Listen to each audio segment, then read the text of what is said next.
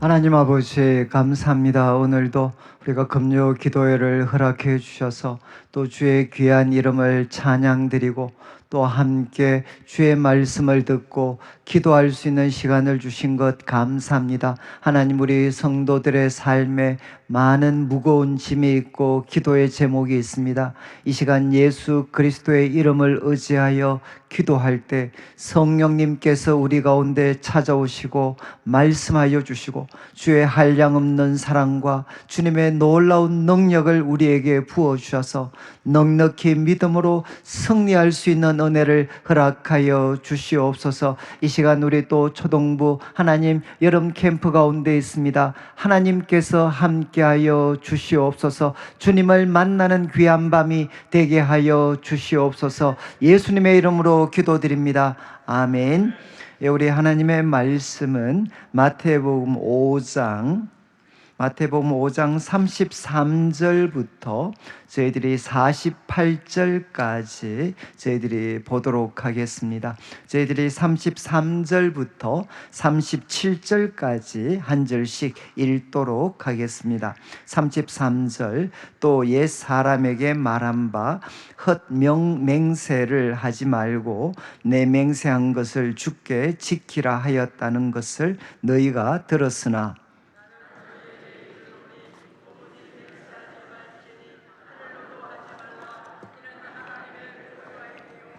땅으로도 하지 말라. 이는 하나님의 발등상임이요 예루살렘으로도 하지 말라. 이는 큰 임금의 성임이요.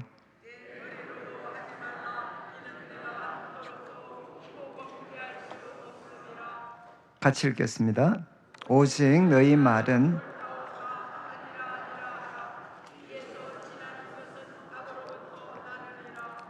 아멘.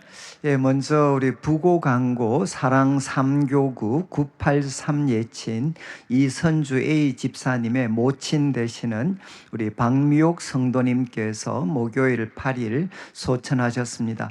빈소는 대구 파티마병원 장례식장 201호이고 발인은 8월 11일 주일입니다. 그리고 위로 예배가 내일 토요일 오후 3시에 드려지게 되는데 교회 출발은 오후 2시 10분입니다. 모든 장례 절차는 비기독교 식으로 진행이 되고 저희 교회에서는 위로 예배를 드리게 됩니다. 성도님들의 많은 위로를 부탁을 드리겠습니다. 이제 우리 앞뒤 자로 한번 보시고 사랑합니다, 축복합니다 한번 인사 나누겠습니다. 오늘 저희들이 이제 마태복음 5장, 우리가 5장 말씀을 우리가 같이 이렇게 보게 됩니다. 보게 되는데 이제 지금 강의안을 혹시 좀 보시면 좋겠습니다. 그래서 저희가 이번 여름 기간 동안 산상수훈 말씀을 좀 살피면서 여러분들이 잘 알고 계시는 말씀이지만 한 번 더 이렇게 마음에 좀 새기기도 하고 또 할 수만 있으면 이제 이 말씀을 우리가 좀 암기하다시피 이렇게 좀 마음에 새기시게 되면 요번 이제 이 설교의 전체 주제인 것처럼 저는 이제 우리 성도님들이 앞으로 무슨 일을 만나더라도 결코 무너지지 않는 인생으로 저는 자신의 삶을 세울 수 있다고 믿습니다. 그래서 우리가 시작을 하면서 이제 5장 1절부터 12절까지는 이제 우리 소위 팔복입니다. 팔복. 이 팔복의 말씀을 통해 이제 예수님을 따르는 제자인 우리들의 정체성이 무엇인가 하는 것을 예수님은 분명하게 이제 말씀을 하셨습니다. 그래서 여러분들이 어떤 상황을 만나더라도 이 8가지, 그러니까 하나님, 복되도다 영이 가난한 사람이요, 그리고 또 애통하고 또 하나님께 잘 길들여진 온유한 자가 되고, 그리고 하나님 앞에 의롭다 하심을 받기 위해서 줄이고 목말라 하고, 그 가운데 예수님을 통해 이루신 하나님의 그 놀라운 의를 맛보고 배부르게 되고, 그리고 이제 사람들을 향해서는 긍휼히 여기고 또 마음이 청결하고 한 마음을 품고, 그리고 이제 긍휼히 여기고, 그리고 의를 위하여 핍박까지도 기꺼이 감당을 하는 바로 이것을 이제 내 자신의 정체성으로 확인할 수 있는, 그래서 먼저 우리 정체성에 대해서 나누었고 13절부터 16절까지는 이런 정체성을 가진 우리 그리스도인들은 세상 속에서 어떤 존재로 드러날 것인가. 예수님께서는 이제 너희는 세상의 유일한 소금이다, 이렇게 말씀을 하셨어요. 우리는 소금이다. 그래서 부패를 방지하고, 그리고 이 세상에 참된 맛을 낼 수 있는 우리는 소금이다. 그런데 예수님께서 주의사항을 주신 것은 이제 소금이 그 맛을 잃어버리면, 이 맛을 잃어버리면 우리는 땅에 버려지고 사람들에게 짓밟히게 된다는 겁니다. 그러니까 우리 그리스도인들은 항상 이 8가지 복으로 대표되는 이 그리스도인의 맛을 항상 유지를 해야 되고, 그리고 두 번째는 너희는 이 세상의 빛이다, 유일한 빛이다. 그래서 예수님께서 주신 도전은 뭔가 하면 이것을 이렇게 말 아래 숨기지 말고 모든 사람들이 볼 수 있도록 등경 위에다가 이 빛을 두어야 된다. 그래서 우리가 서 있는 삶의 자리를 바로 우리의 이 빛, 착한 행실을 비출 수 있는 바로 등경 위로 삼아야 된다는 겁니다. 그래서 두려움을 우리가 벗어버리고 이 착한 행실을 사람들한테 나타내면서 이 빛을 비추면서, 그래서 모든 사람들이 우리들의 행실을 보고 하늘에 계신 아버지께 바로 영광을 돌릴 수 있는 이런 삶을 살아야 된다라고 도전을 했습니다. 그리고 이제 두 번째 강의가 5장 17절부터 오늘 다루는 이제 5장 마지막 절까지인데, 한번 여러분들이 서론에 나와 있는 것처럼 5장 17절부터 20절까지는 이제 이 두 번째 가르침의 일종의 서론과 같은 내용입니다. 그래서 예수님께서 먼저 자신이 오신 목적, 율법과 선지자를 폐하러 온 것이 아니고 완전하게 하려 왔다. 이 완전이라는 말은 가득 채운다라는 뜻을 가지고 있습니다. 그래서 율법과 선지자의 그 의, 그 가르침이 무엇인지를 가득 채우시기 위해서 예수님은 오셨다라고 선언을 하셨고, 그리고 이 율법이라는 것은 바로 천지는 없어져도 이 율법의 1.1획도 없어지지 아니한다. 그런 다음 우리한테 도전하신 것이 천국에서 위대한 자는 누구인가? 바로 율법의 지극히 작은 부분까지도 주의를 기울이면서 그것을 행하고 가르치는 사람들, 율법의 가장 작은 부분까지도 그것을 행하면서 가르치는 사람들이 천국에서 크다 일컬음을 받을 것이다. 그렇지만 이것을 버리는 자들은 천국에서 작은 자가 될 것이다. 그리고 예수님께서 이제 20절에 도전하신 것은 너희들의 의로움이죠. 이 세상에서 마치 착한 행실, 너희들의 의로움이 서기관과 바리새인보다 낫지 않으면 하나님 나라 들어갈 수가 없다. 그런데 이 말은 적극적으로 말씀을 드리면 예수 그리스도를 따르는 제자들은 당시 서기관 신학자들입니다. 그리고 바리새인 평신도들 가운데 거룩한 삶의 본이 되었던 이 바리새인들보다 더 탁월한 삶을 살 수가 있다는 겁니다. 예수 그리스도를 따르는 사람들은 당시 서기관과 바리새인들보다 더 탁월한 삶을 살아낼 수가 있다는 겁니다. 그러면서 이제 21절부터 오늘 살피는 48절까지는 이제 예수님께서 하나님 나라 천국의 법에 대해서 이야기를 합니다. 이때 예수님의 모습은 두 번째 모세와 같은 새로운 모세의 모습이죠. 시내산에서 첫 번째 율법을 주었던 그 모세처럼 예수님께서는 지금 산에서 천국의 법, 하나님 나라의 법을 우리들에게 다시금 선포해 주십니다.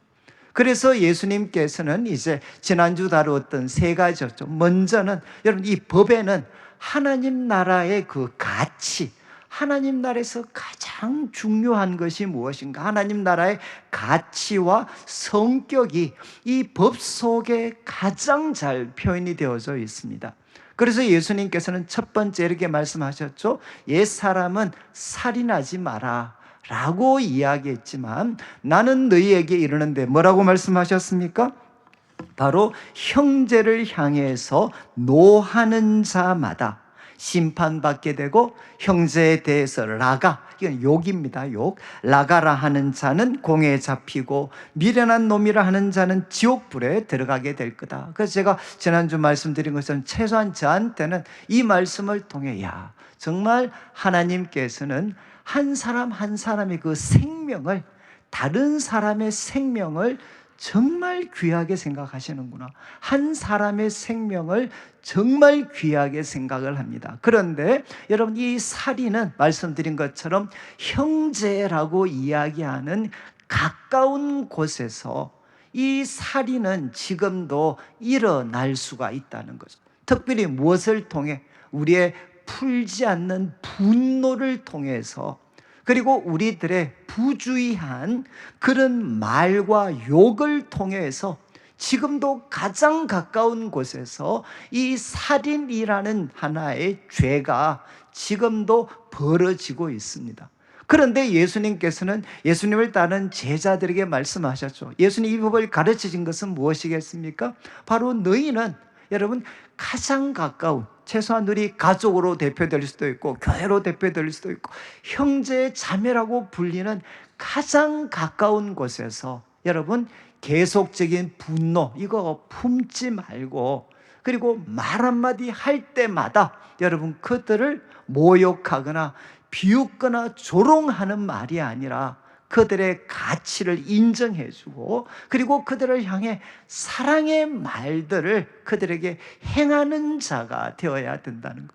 저는 우리 성도님들께서 최소한 이제 우리 가정에서, 그리고 또 교회의 친밀한 만남 속에서 그 사람 앞에서든 아니면 그 사람이 없는 곳에서든 상대방을 향해 분노를, 계속적인 분노를 표현하거나 그들을 마치 미련한 놈이다, 그리고 또 라가라 하면서 그들의 인격을 짓밟는 말들을 우리가 피하기만 하더라도, 그래서 그들의 가치를 존중해주고 높여주는 말과 행동만 한다 하더라도 저는 우리 가정이, 그리고 우리가 속해 있는 공동체가 완전히 달라질 수가 있습니다. 여러분, 이 세상에서 사실 인격을 짓밟는 것은 무엇이냐? 말 그대로 폭언입니다. 폭언. 정말 이 언어폭력이라는 거는, 이거는 제가 말씀드렸죠. 여기 언어폭력은 누가 하겠습니까? 힘을 가진 자가 힘이 없는 사람들한테 언어폭력을 하는 겁니다. 힘이 없는 사람이 힘을 가진 사람한테 어떻게 언어폭력을 하겠습니까? 여러분, 예수님께서는 바로 이 무서운 살인이 가장 가까운 가족 공동체에서, 때로는 교회 속에서 가까운 형제 간에 이 살인이 풀지 않는 분노를 통해, 그리고 부주의한 언어와 그 언어 폭력을 통해서 지금도 일어날 수 있다는 거죠. 예수 그리스도의 사람들은 여러분 예수님이 한 생명을 귀하게 여긴 것처럼 우리도 그들을 귀하게 여기면서 분노를 우리가 내려놓고 그들에게 소위 말해서 언어 폭력이 아니라 우리들의 말이 그들을 살리는 말이 될 수 있도록 노력해야 되는 거죠. 그리고 예수님께서 두 번째 도전하신 것은 가정입니다. 여러분, 한 사람의 생명이 너무나도 소중한 것처럼 두 번째는 우리들의 가정이 너무너무 소중하다는 거죠. 그래서 예수님께서는 정말 우리가 눈으로 보는, 음욕을 품고 그리고 여인을 보는 자마다 정말 간음하는 자, 이건 뭐겠습니까? 우리의 마음을 지켜야 된다. 그리고 이 가정을 무너뜨릴 수 있는 그런 위험을 제공하는 눈이라든가 손이라든가 발이라든가, 이거는 마치 끊어버리는 아픔을 지불하더라도 우리들의 가정을 정말 귀하게 우리가 지켜야 된다. 이렇게 예수님께서는 말씀을 하셨습니다. 그리고 이제 오늘 다루는 것은 세 가지인데 아마 이 세 가지는 좀 멀게 느껴질 수도 있겠지만 우리들의 삶 속에서 한두 번 정도는 반드시 큰 위험으로 찾아오는 주제들입니다. 그래서 먼저 이제 우리 33절부터 시작을 해서 33절부터 시작을 해서 37절까지는 제가 상세하게 다 할 수는 없지만 정직과 관계된 겁니다. 정직. 33절 보시죠. 또 옛사람에게 말한 바 헛맹세를 하지 마라. 헛된 맹세하지 마라. 그리고 내 맹세한 것을 주님께 지켜라. 네가 주님께 맹세한 것이면 그거 지켜라 하였다는 것을 너희가 들었다는 겁니다. 여러분 혹시 10계명 중에 세 번째 계명이 무엇이죠? 10계명 중에 세 번째 계명이 바로 하나님의 이름을 망령되이 일컫지 마라. 그러니까 이거는 헛되이 일컫지 마라. 여러분 하나님의 이름을 우리가 언제 헛되이 일컬을 수가 있겠습니까? 고대에서는 두 가지 상황입니다. 하나는 무엇인가 하면 법정에서 우리는 하나님의 이름으로 맹세할 수 있죠. 정말 우리도 요즘도 뭐 정인 선서를 하지만 여러분 바로 하나님의 이름을 걸고 법정에서 우리가 맹세할 수도 있고, 그리고 또 언제냐? 중요한 계약을 할 때, 중요한 그런 언약과 계약을 맺을 때 우리는 바로 하나님의 이름을 걸고 맹세할 수 있습니다. 그런데 이것 만약에 지키지 않으면 뭐가 되죠? 하나님의 이름을 망령되이 일컫는 것이 되는 거죠. 그래서 지금 이제 이 유대인들은 여러분 분명히 하나님 말씀에 하나님께 맹세한 것, 하나님께 헛된 맹세하지 말고 맹세한 것 반드시 지켜라, 이거를 듣고 이 사람들이 우회로를 만들었어요. 우회로. 무슨 말인가 하면 34절을 한번 보시죠. 34절. 그래서 하나님의 이름으로 맹세하다가 안 지키면 이건 엄청나게 하나의 큰 잘못이 되죠. 그래서 어떤 우회로를 만들었느냐? 34절. 나는 너희에게 이르는데 도무지 맹세하지 말라. 그러면서 이 부정 속에 유대인들의, 당시 유대인들의 모습이 담겨져 있습니다. 하늘로도 하지 마라. 이 말은 무엇이겠습니까? 이 사람들이 하나님의 이름으로는 맹세하면 안 지키면 큰 죄가 되잖아요. 그러니까 하나님의 이름은 사용하지 않으면서 그거와 비슷한 하나의 사람들에게 소위 신뢰를 주기 위해서 하늘로 맹세를 하는 거죠. 내가 이거는 하나님이 아니라 하늘로 내가 맹세하겠다. 그런데 이 사람들이 안 지켜도 어떻게 되죠? 하나님의 이름을 걸지 않았으니까 여기에 뭔가 면죄부를 주는 거죠. 그리고 또 한번 35절도 한번 보십시오. 땅으로도, 하늘로도 하지 말고 땅으로도 하지 마라. 하늘은 하나님의 보좌고 땅은 하나님의 발등상이다. 예루살렘으로도 하지 마라. 이는 임금의 성이다. 여러분 이것만 보면 좀 이해하시기가 좀 어려울 수 있는데 비슷한 내용을 담고 있는 우리 마태복음 23장, 우리 마태복음 자막에 우리 23장 16절 18절을 먼저 한번 비춰주죠. 이거는 나중에 예수님께서 바리새인 서기관들을 책망하실 때 이 말씀을 하십니다. 지금 예수님 가르침을 보시면서 화 있을진저 눈먼 인도자여 너희가 말하되 누구든지 성전으로 맹세하면 아무 일 없거니와. 여러분 성전의 금으로 맹세하면 지킬지라 하는도다. 여러분 지금 어떤 사람이 법정에서든 중요한 계약을 맺을 때 이거는 내가 바로 성전을 걸고 내가 맹세하겠다. 여러분 하나님의 이름을 걸면 3계명을 깨트리는 거니까 이제 성전으로 내가 맹세하겠다. 그러면 안 지켜도 뭐가 된다는 겁니까? 죄가 안 된다는 겁니다. 그런데 여러분 바로 성전에 있는, 참 이거 약간 코미디 같은데 성전의 금으로 맹세하면 이거는 지켜야 된다. 그리고 또 그 다음 구절 한번 보시죠. 그 다음 17절을 보시면 어리석은 맹인들이여 어느 것이 크냐? 그 금이나 그리고 그 금을 거룩하게 하는 성전이냐? 여러분 금이 큽니까? 아니면 그 금을 거룩하게 하는 성전이 큽니까? 여러분 성전이 훨씬 크죠. 그런데 지금 유대인들은 여러분, 성전으로 맹세를 한 거는, 성전을 걸고 맹세한 거는 안 지켜도 죄가 안 돼. 그런데 성전에 있는 금으로 맹세하면 이거 안 지키면 죄입니다, 죄. 또 그 다음 한번 보시죠. 18절에 누구든지 제단으로 맹세하면 아무 일 없는데 그 제단 위에 있는 예물로 맹세하면 지켜야 된다.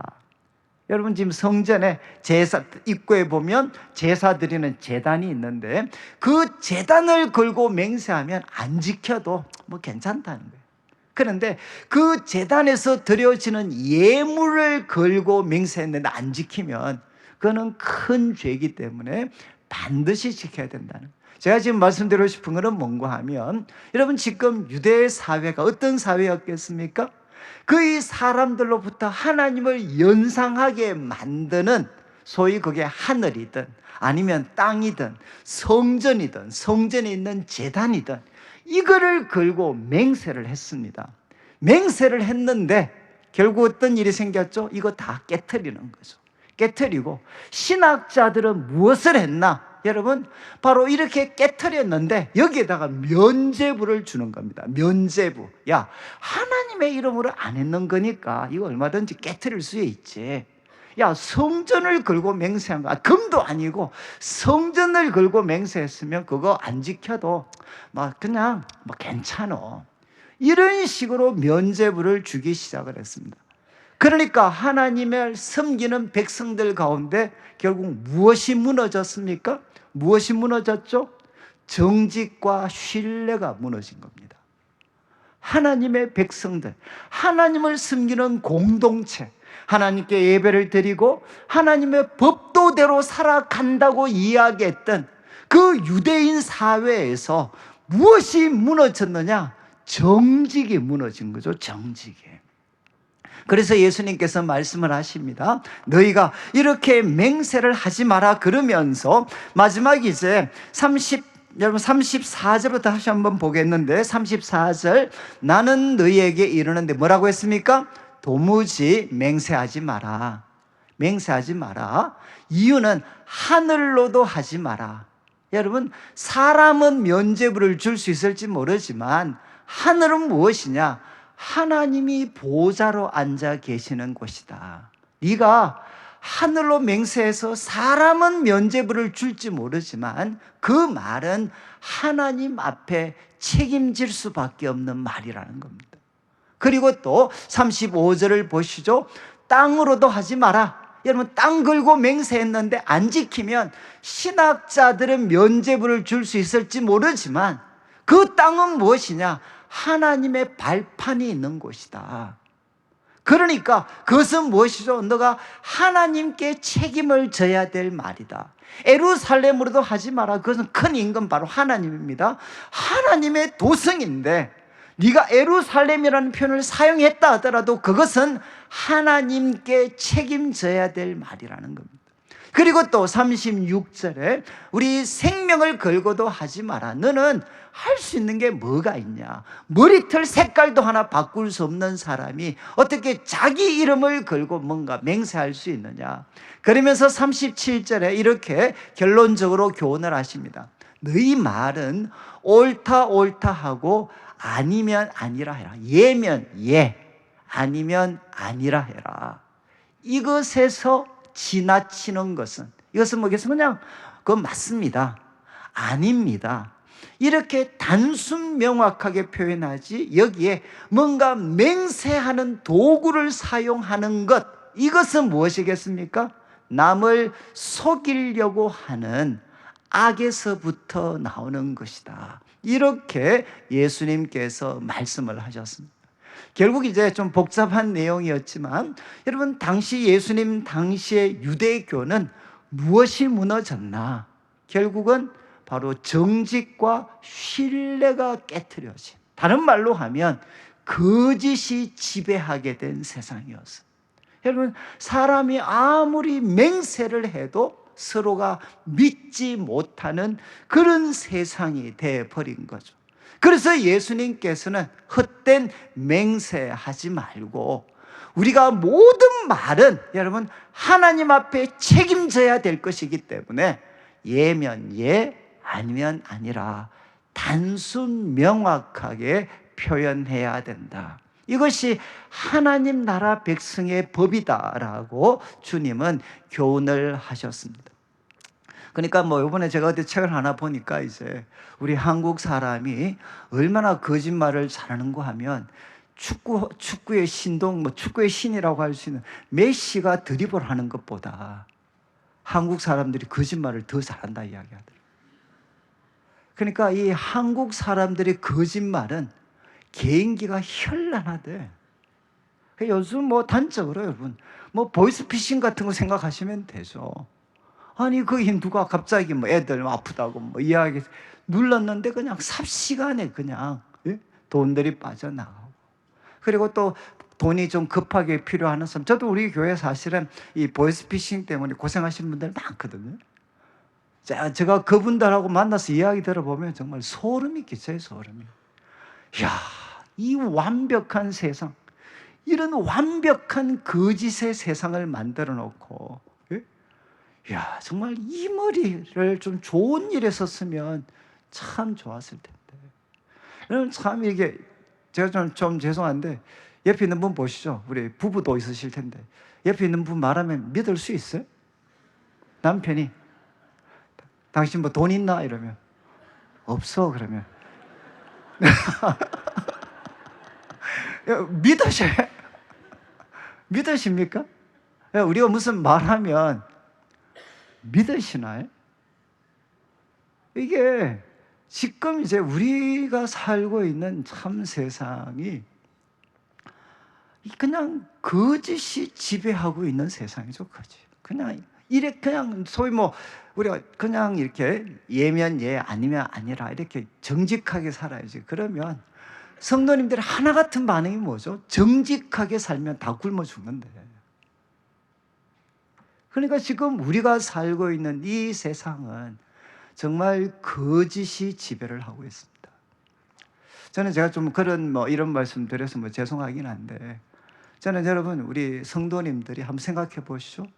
실컷 전도해 놔놓고 나중에 뭐 하는데 거짓말하고 사기쳤어요. 그러면 그 전도 받으신 분이 믿음을 계속 유지할 수 있겠습니까? 지금 이제 결국 예수님의 가르침은 뭐냐? 맹세라는 도구를 통해서 사람한테 신뢰를 주려고 하지 말고 너의 말과 행동이 신뢰를 주는 정직과 신뢰의 말과 행동이 되어야 된다. 예수님 말씀은 바로 이겁니다. 그냥 우리가 한마디 예라고 하면 그건 하늘이 무너져도 예죠, 예. 우리가 아니라 그러면 그건 아닌 거죠. 그렇게 사람들한테 신뢰를 줄 수 있는 자가 누구냐? 왜? 우리는 하나님 앞에서 말하는 사람이니까. 우리들의 말에 대해서 하나님 앞에 책임을 지는 사람들이기 때문에 어떻게 해야 되겠습니까? 바로 그 말이 정직하고 단순 명확해야 돼요. 근데 여러분 참 이게 좀 죄송한데 사기꾼인가 아닌가는 쉽게 분별할 수 있어요. 설명이 길면 사기꾼입니다. 이해하시겠죠? 여러분 제품에 확신이 있는 사람들이 군소리 합니까? 그냥 그 사람들은 별로 설명할 게 없어요. 근데 이 소위 말해서 좀 이렇게 사기치는 사람들, 사기성이 농후한 사람들은 무엇이죠? 말하다가 같이 헷갈려요. 말이 그냥 얼마나 현란한지 몰라요. 저는 하여간 제가 저도 요즘 당 때문에 당이 좀 있으니까 저는 이 당뇨와 관계돼서 이렇게 만병통치약이 많은 줄 몰랐어요. 하여간 우리 교회분들 한 번씩 저한테 소개해 주는 거 다 만병통치약이야. 그냥 아이고 저는 지금 한번 보시죠. 지금 제가 이번에 이것 때문에 여러 가지 좀 자료들을 보니까 여러분 지금 우리 좀 죄송합니다. 우리 워낙 한국은 성령이 발달돼가지고 어느 게 진짜 얼굴인지 몰라요. 정말 알 수가 없어요. 알 수가 없어요. 그냥 모든 게 그냥 허위로 가득 차 있어요. 허위로. 제가 이번에 글 읽어보니까 재밌다고 하네. 우리나라처럼 졸업 증명서, 무슨 증명서 떼어나는 곳이 전 세계적으로 잘 없더라고요. 그냥 여기는 내가 졸업했습니다 라고 하면 그냥 다 믿게 되어 있어요. 그거를 속인다는 생각을 할 수가 없어요. 한국은 무슨 박사도 가짜들이 얼마나 많은지 내가 다 가짜에 다 가짜. 여러분 지금 이제 우리 한국 사회가 참 이게 아이러니하지 않습니까?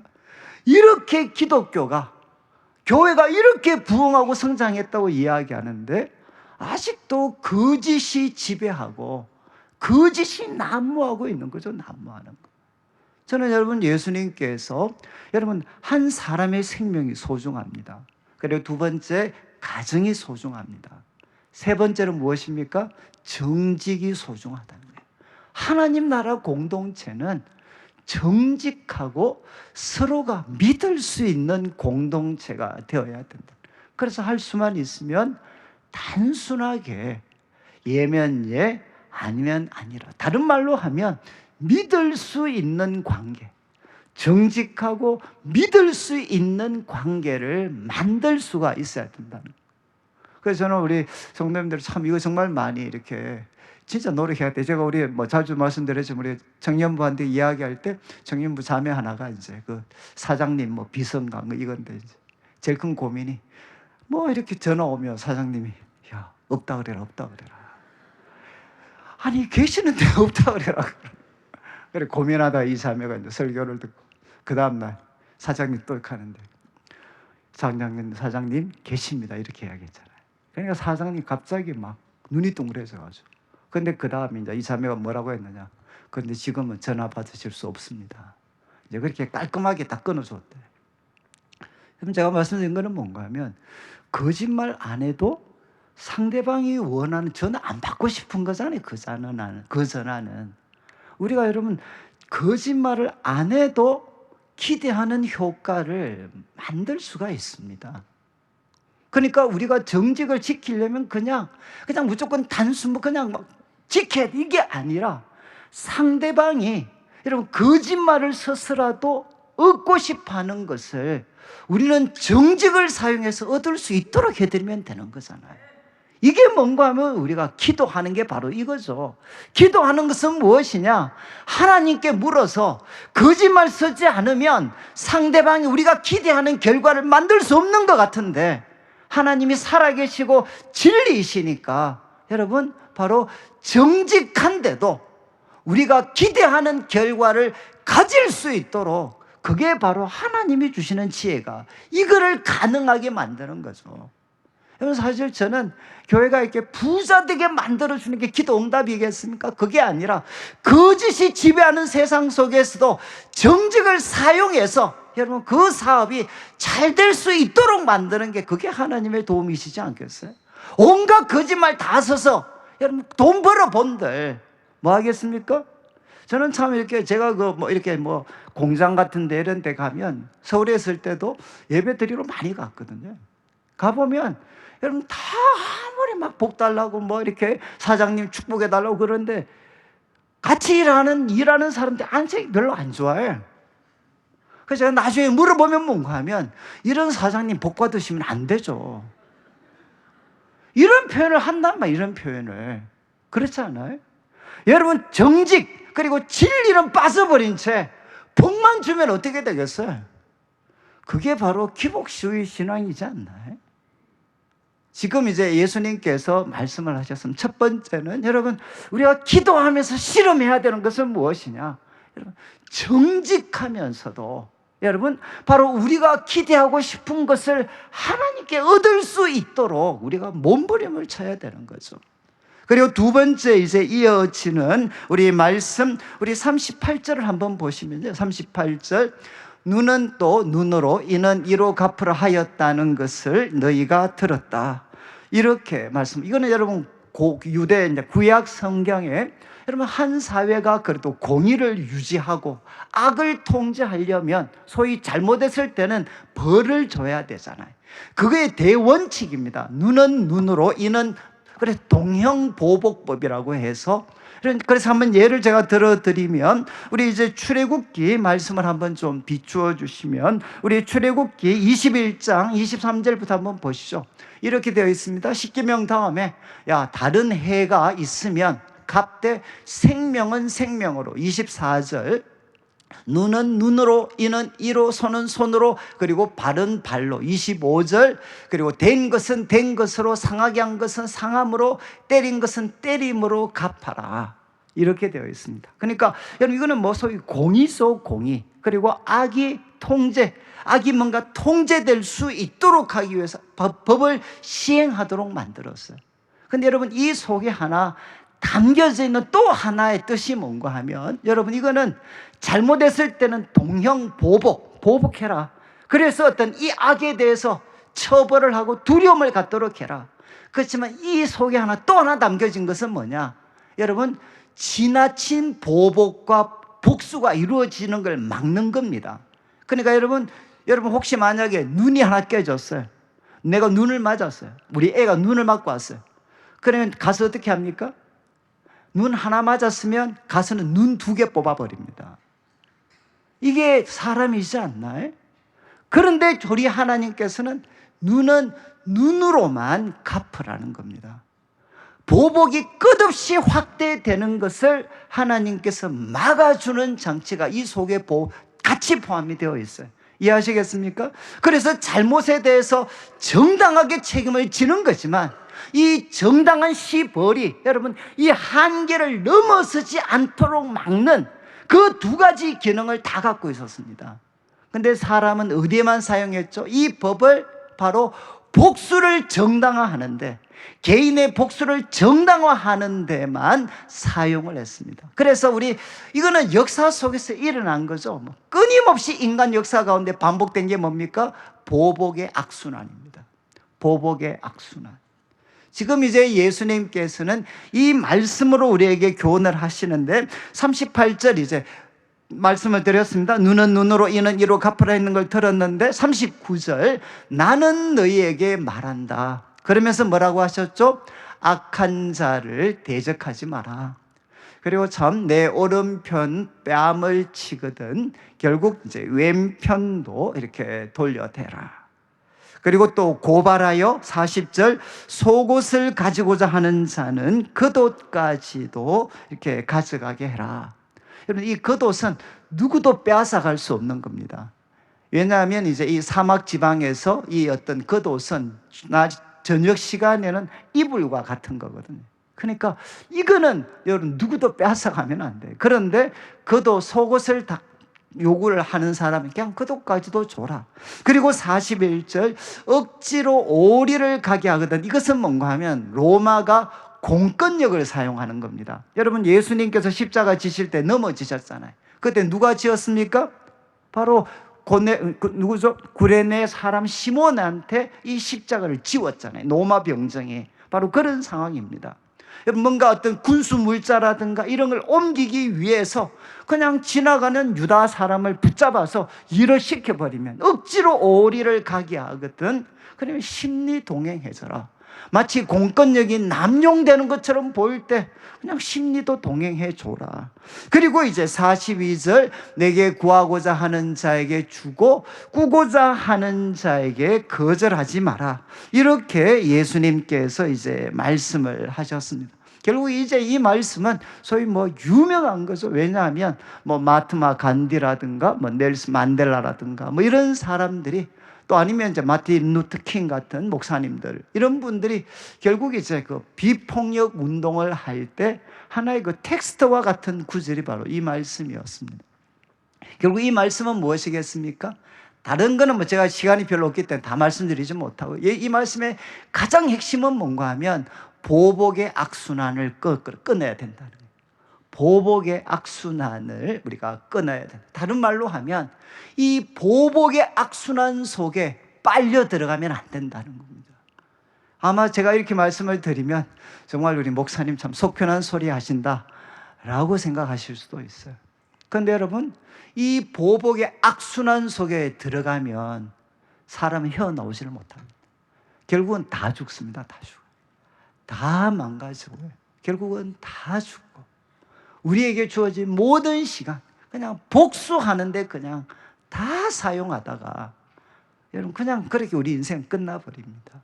그리고 주의가 소위 회복되는 게 아니고요, 더 많은 사람들이 죽습니다. 그래서 예수님께서는 이제 말씀을 하셨죠.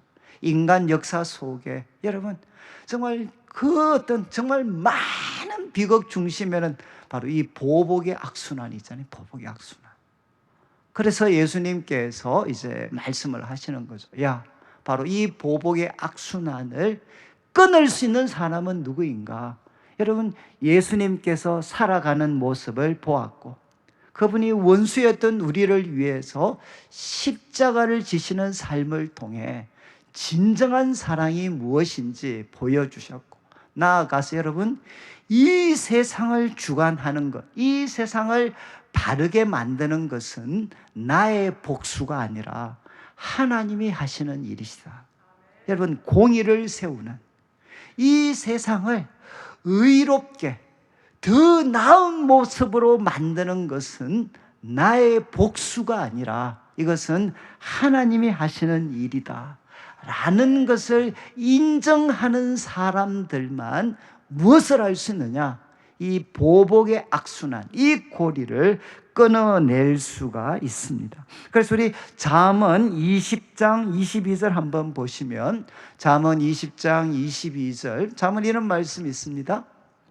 너는 악을 갚겠다 하지 마라. 악을 갚겠다, 내가 반드시 갚는다, 이렇게 말하지 말고 뭐라고 했죠? 여호와를 기다리라. 그리하면 그가 너를 구원하실 거다. 여러분, 복수의 방법이 아니라 하나님께서 찾아오셔서 여러분 우리를 구원으로 이끄시는 바로 그 결과를 하나님이 만들어내신다는 것. 그러니까 내가 악을 갚겠다 말하지 마라. 여러분, 우리가 살고 있는 세상에 이렇게 긴장과 이게 넘치는 긴장, 갈등 이렇게 많은 게 무엇이겠습니까? 끊임없는 보복의 악순환, 끊임없는 소위 정의를 세운다는 명목으로 반대되는 사람들을 잔인하게 제거하면 여러분 결국은 뿌린 대로 거두는 거죠. 뿌린 대로. 그래서 예수님께서는 우리에게 이제 말씀을 하셨습니다. 여러분, 이제 오른밤 되는 사람에게 왼뺨을 이렇게 돌려대라. 저는 뭐 이거에 대해서는 워낙 많은 간증과 해석이 있는데 그래도 기억이 나는 거는 뭔가 하면, 여러분이 이제 언제 우리가 오른밤 치면 왼밤도 돌려대겠습니까? 뭐 다 그런 이야기 하죠. 오른밤 때렸는데 왼밤 돌려대면 악받쳐서라도 더 세게 때릴 거다, 뭐 이런 사람들도 있잖아요. 그런데 이제 뭐 어떤 우리 옛날에 우리 목사님 같은 분 뭐 그래 말씀하셨죠. 여러분, 이 오른밤 칠 때 왼뺨을 돌려댈 수 있는 사람은 누구겠습니까? 결국 수준이 소위 수준이 비교할 수 없을 정도로 큰 사람이 바로 이런 일을 할 수 있다는 거예요. 그래서 그분이 이제 예를 든 게 뭔가 하면, 죄송합니다, 손주가 할아버지를 때렸어요. 왜 우리 손주 데리고 놀면 손주가 지 뜻대로 안 된다고 한 번씩 행패를 부릴 수 있잖아. 그러면 할아버지가 나와 임마 이래가지고 작사를 내나요? 그게 아니라 그냥 이제 소위 오른밤 때리면 왼밤도 돌려낼 수 있어요. 왜?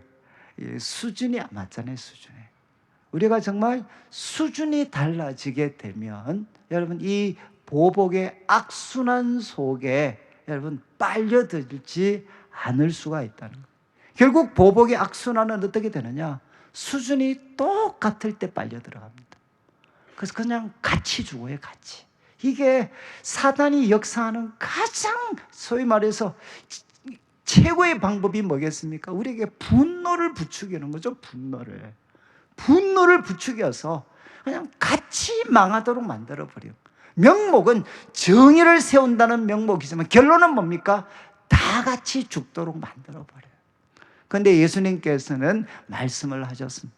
이 보복의 악순환을 우리가 끊어야 된다는 거죠. 그래서 이 보복의 악순환을 우리가 깰 수 있는 것은 여러분 우리가 하나님과의 깊은 그런 만남 속에서 우리가 좀 수준이 다른 사람, 제가 여러 번 소개했지만 다윗 같은 사람.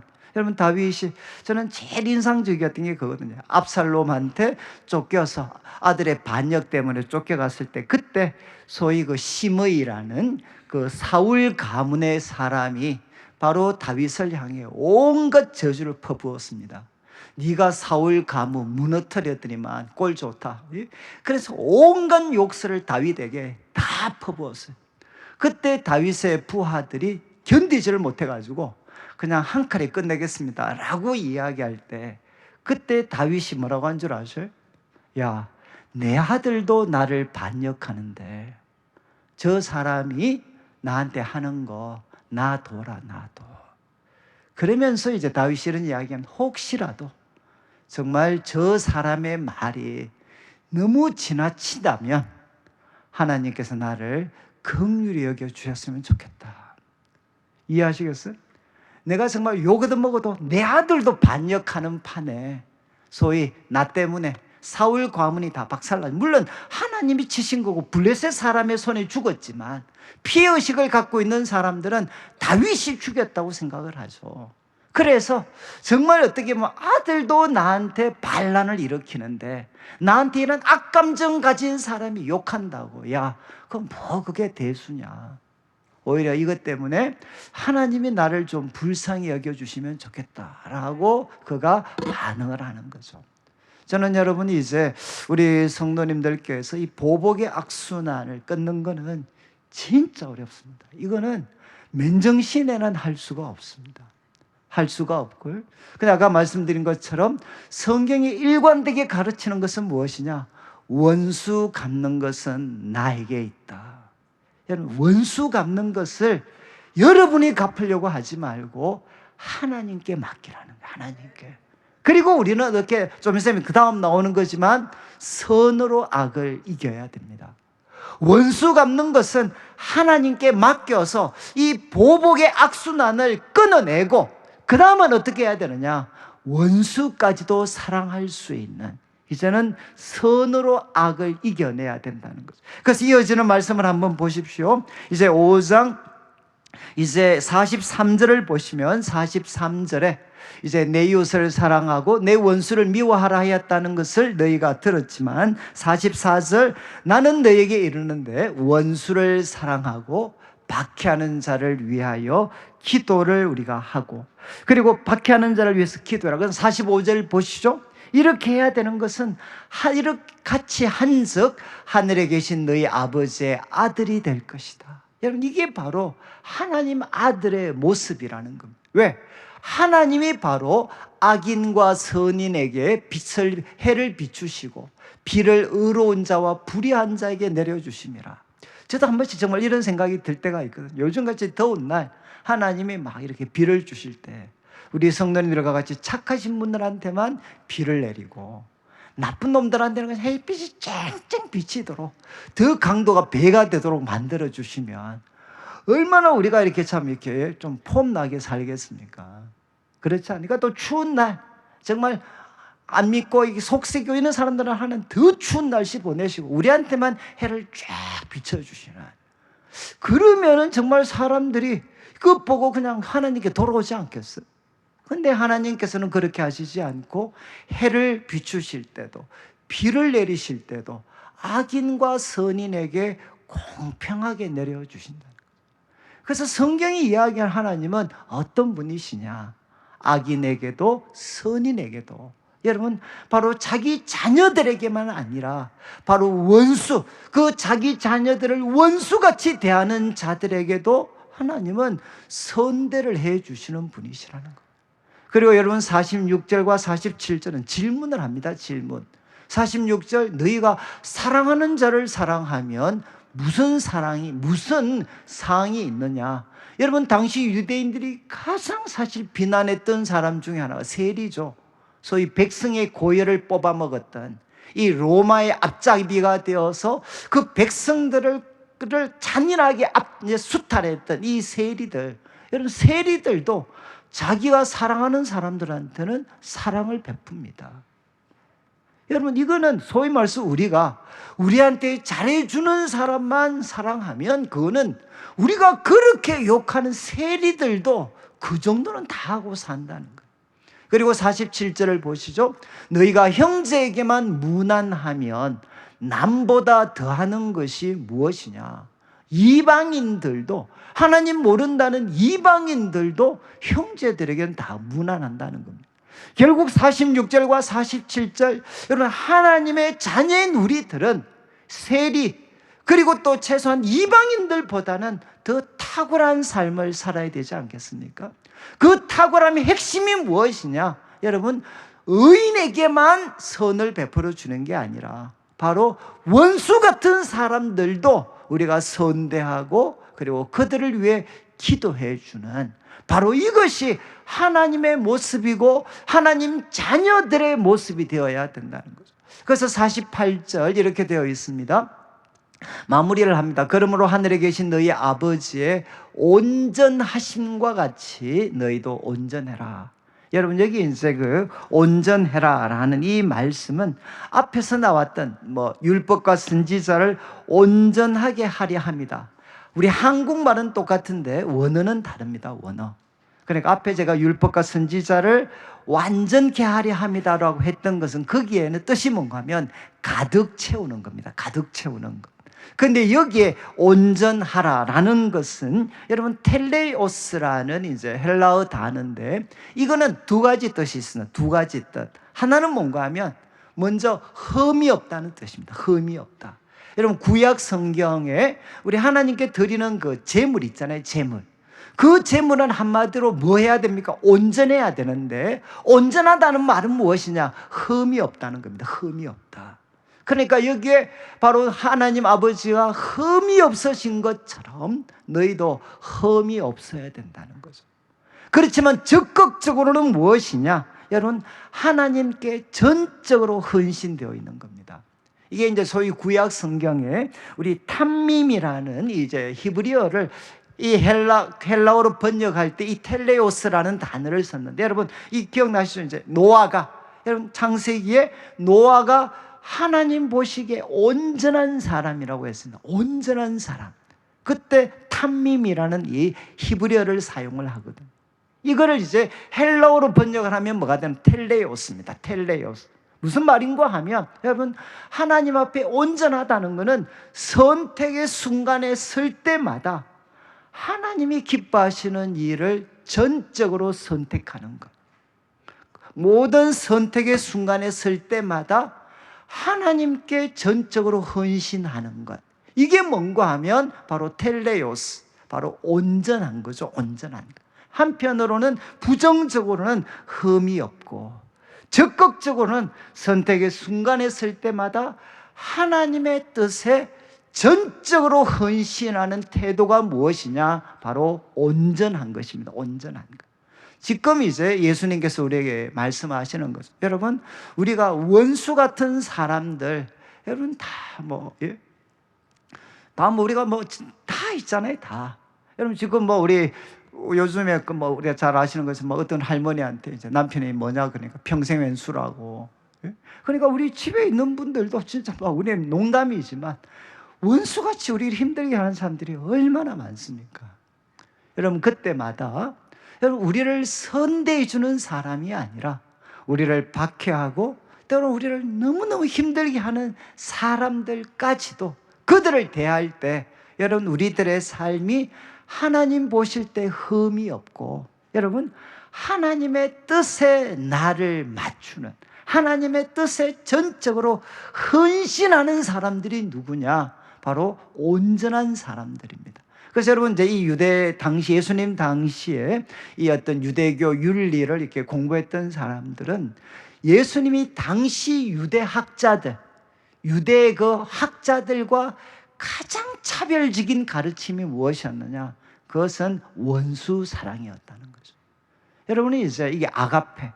여러분 당시 사람들은 결국 예수님이 예를 든 것처럼 여러분 유대인들은 사랑하지만 이방인들은 미워해도 되는 거죠. 그런데 예수님께서는 뭐라고 말씀하셨느냐? 원수까지도 사랑을 해라, 사랑. 그리고 박해하는 자들을 위해서 기도해라. 예수님의 가르침이 그 시대의 가르침과 뚜렷하게 구별했던 게 뭔가 하면 이 원수 사랑의 가르침이셨어요. 이제 말씀을 좀 정리를 하면, 여러분 우리 그리스도인의 이제 법이죠. 법에 대해서 예수님 이제 세 가지로 우리에게 교훈을 하셨습니다. 이거 정말 저는 우리 그리스도인들이 기도하면서 실험해야 되는 것은 무엇이냐? 그냥 하나님 잘 되게 해주세요, 이게 아니고, 여러분 바로 정직을 지켜서는 도저히 살아날 방법이 없는데도 불구하고 하나님께 기도해서 정직하게 바로 우리가 원하는 그것을 이렇게 얻을 수 있도록, 먼저는 우리 성도들, 하나님 제가 참 이렇게 정직한 사람이 될 수 있도록, 그리고 제가 바로 사람들에게 신뢰와 정직의 사람이 될 수 있도록 하나님 도와주십시오. 여러분 이렇게 꼭 첫 번째입니다. 첫 번째. 그리고 이제 두 번째는 우리 주님께서 이 보복의 악순환에 우리가 삶이 끌려 들어가지 않도록, 대신 어떻게 해야 되겠습니까? 예수 그리스도를 바라보고, 그래서 하나님의 사랑, 하나님의 능력을 신뢰하면서, 여러분 보복 대신에 원수 갚는 것을 하나님께 맡기는 우리 성도들이 되셔야 됩니다. 그래서 이거 끊어내셔야 돼요. 이거를 끊어내야만 우리 가정, 교회, 우리가 살고 있는 이 세상이 조금 더 건강하고 평화로운 공동체가 될 수 있습니다. 그리고 세 번째는 무엇이겠습니까? 여러분 원수, 이것이 확대되어서 내가 사랑하는 사람들, 이웃들만이 아니라 원수와 우리를 힘들게 했던 사람들까지도 이게 확대 적용이 되어서, 여러분 하나님 아버지께서 바로 온전하신 것처럼, 여러분 그 대상과 그리고 사랑의 질에 있어서 그분이 온전하신 것처럼 우리도 참 온전할 수 있도록, 그런데 이 온전을 하려면 결국 어떻게 해야 되겠습니까? 우리 삶에 이렇게 참 선택해야 될 순간, 또 너무 우리를 힘들게 하는 사람들을 만날 때마다 하나님과 이런 사랑의 교제를 통해서, 여러분 그냥 하나님의 뜻에 나를 맞추도록 노력을 하면 결국 그것이 어떤 결과로 결국 나타나나? 원수까지도 사랑하고, 그리고 여러분 바로 우리를 힘들게 했던 자들을 위해서 오히려 기도까지도 해줄 수 있는 이런 온전한 사람으로 우리가 노력해서 바뀌는 게 아니라 하나님이 우리를 바꾸어 주십니다. 저는 그래서 우리 성도님들이 이 예수님의 말씀 한 6가지 정도 말씀드렸잖아요. 정말 우리 성도들이 예수님께서 우리에게 새롭게 말씀해 주신 한 사람의 생명, 정말 우리 가까운 있는 사람들의 생명을 우리들의 말과 행동을 통해 정말 귀하게 그들을 대해주고, 그리고 우리 가정을 소중하게 지키고, 그리고 이제 세 번째는 여러분 참 우리가 정직하려고, 우리가 믿을 수 있는 사람이 되기 위해서 참 우리가 노력하고, 그리고 네 번째 보복의 악순환을 끊어내고, 여러분 어떤 우리를 힘들게 했던 사람들이 있다 하더라도 원수 갚는 것은 하나님께 맡기고, 마지막 하나님과 참 사랑의 교제 속에서 하나님이 온전하신 것처럼 우리도 온전한 자가 되어서, 여러분 원수도 사랑하고 마침내 박해하는 자들을 위해서 기도도 해서, 여러분 우리 성도들이 우리 가정에서, 일터에서, 그리고 이 땅 가운데서 팔복에서 이야기했던 것처럼 정말 평화를 만드는 사람들이 되어서 우리를 보고 사람들이 주님을 만나게 되는 놀라운 은혜가 있기를 주님의 이름으로 축원합니다.